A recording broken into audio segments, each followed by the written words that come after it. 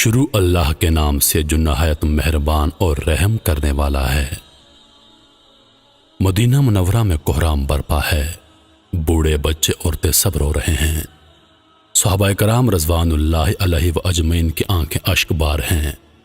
عبد الرحمن ابن عوف رضی اللہ تعالی عنہ کہتے ہیں، آج علم کے 10 حصوں میں سے 9 حصے اٹھا لیے گئے ہیں۔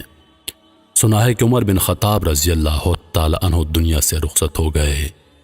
یہ عمر رضی اللہ تعالی عنہ ہیں کون؟ جواب ملتا ہے، عمر وہ ہیں جن کے اسلام لانے کے لیے امام الانبیاء صلی اللہ علیہ وسلم نے خود دعا فرمائی۔ عمر وہ ہیں جن کے لیے ارشاد ہوا کہ میرے بعد کوئی نبی ہوتا تو عمر ہوتا۔ فاروق اعظم عشرہ مبشرہ کی وہ ہستی ہیں جن کو رسول اللہ صلی اللہ علیہ وسلم نے اپنی زندگی میں ہی جنت کی بشارت سنا دی تھی۔ یہ وہ عظیم ہستی ہیں جن کی بیٹی کو ام المومنین کا مبارک اعزاز نصیب ہوا۔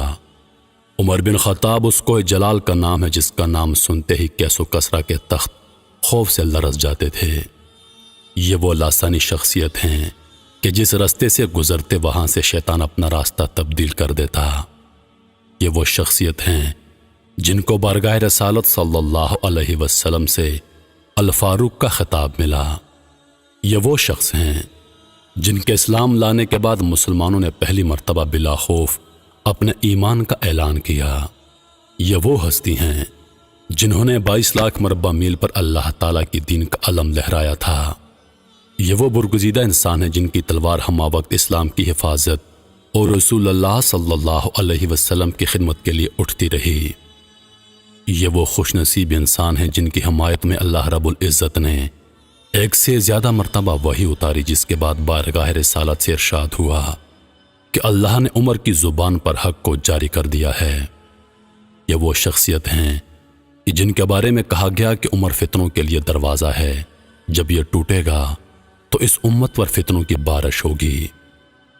کفن کا انتظام ہوتا ہے، قبر مبارک کے لیے وہی جگہ ہے جو اللہ رب العزت نے عمر کے لیے رکھی تھی۔ عمر کو ان کو 2 پیشروں اور ساتھیوں یعنی محمد رسول اللہ صلی اللہ علیہ وسلم اور صدیق اکبر رضی اللہ تعالی عنہ کے پہلو میں دفنایا جا رہا ہے۔ زندگی بھر ساتھ، قبر میں بھی ساتھ، آخرت میں بھی ساتھ اور جنت میں بھی ساتھ۔ حضرت علی اور مرتضیٰ شیر خدا رضی اللہ تعالی عنہ اشکبار آنکھوں کے ساتھ کہہ رہے ہیں، عمر مجھے معلوم تھا کہ اس جگہ تم ہی دفن ہوگے، کیونکہ میں نے کئی بار رسول اللہ صلی اللہ علیہ وسلم سے سنا تھا کہ میں آیا اور ابو بکر اور عمر آئے، میں اٹھا اور ابو بکر اور عمر اٹھے، میں گیا ابو بکر اور عمر گئے۔ عمر اپنے رب کے پاس جا چکے ہیں، امت بے چین ہے، اسلام کے سب سے بڑے سپاہی کی ہیبت و جلال کی آواز ہمیشہ کے لیے خاموش ہو چکی ہے۔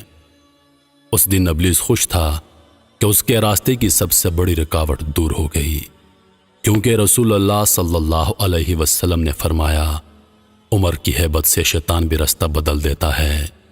اے امیر المومنین، آپ پر اللہ کی رحمتیں ہوں۔ اے عمر بن خطاب، آپ تو چلے گئے مگر آپ کا نام آج بھی کفر کے لیے خوف کی علامت ہے۔ اے فاروق اعظم، اس امت کو آپ جیسے ایک اور شخص کی ضرورت ہے۔ کاش ایک اور عمر ہوتا جو کفر پر لرزہ طاری کرتا۔ آپ نے فرمایا تھا، مجھے اس دن سے خوف آتا ہے جب کافروں کو اپنے کفر پر فخر ہوگا اور مسلمانوں کو اپنے ایمان پر ندامت ہوگی۔ آج آپ کی بات پوری ہو گئی، امت بے کس ہو گئی، کفر کا ڈنکا بجنے لگا۔ جن کی سوچ پر نازل ہوتا تھا قرآن، اس عمر بن خطاب پر لاکھوں سلام۔